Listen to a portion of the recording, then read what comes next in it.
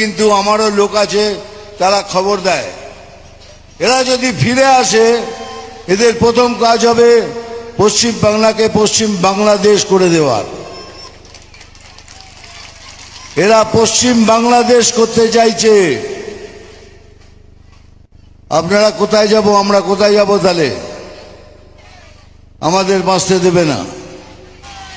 তাই দয়া করে বলছি, সবাই একসাথে মিলে এক ছাতার নিচে সব সনাতনীরা গিয়ে ভোট করবেন। কেন এটার মধ্যেই রয়েছে এত বড় ষড়যন্ত্র। ওই জন্যই 400 কিলোমিটার এখনো পর্যন্ত আমরা বাদ দিতে পারলাম না।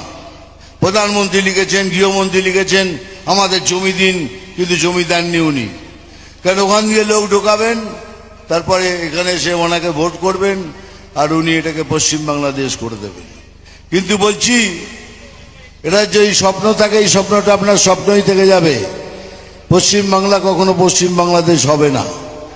কারণ আমার মতো বাঙালি যতদিন বেঁচে আছে আর আমার গায়ে এক ফোঁটা রক্ত আছে, कोई माई का लाल ये कर नहीं सकता। এইটাই হলো শেষ। ভাই একটুখানি জায়গা ছেড়ে দেবেন, ওরা দেখতে পাবে। এইটাই বলে রাখলাম, মনে রাখবেন। এইসব মিথ্যে কথায় বিশ্বাস করবেন না যে বিজেপি এলে মাছ মাংস খেতে দেবে না।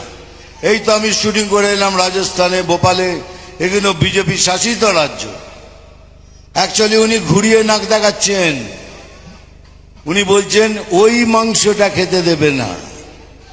কোন মাংসটা বুঝতে পারছেন? যেটা দিয়ে আমাদের হিন্দু ধর্মের, যেটা আমরা পুজো করি যাদের, সেই মাকে তার মাংস খেতে দেবে না। উনি ঘুরিয়ে নাক দেখাচ্ছেন। আর আমরা যদি জিতে আসি, আপনাকে পেট ভরে ওই মাংস খাওয়াবো। কখনো কখনো তো আমার বিশ্বাস নয় না যে উনি কি সত্যিকারে ব্রাহ্মণ ঘরের মেয়ে।